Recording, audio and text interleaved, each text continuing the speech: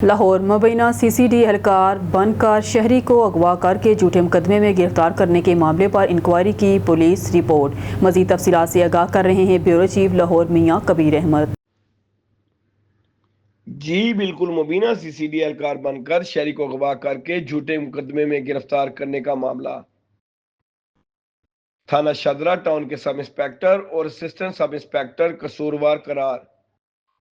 लाहौर 2 कांस्टेबलों ने सीसीडी के एहलकार बनकर शहरी इजाज को शादबाग के इलाके से 5 जुलाई को घर से उठाया। दरिया रावी के पुल पर मुबीना पुलिस एहलकारों ने शहरी को सब इंस्पेक्टर फरियाद भट्टी और एएसआई आतिफ के हवाले कर दिया।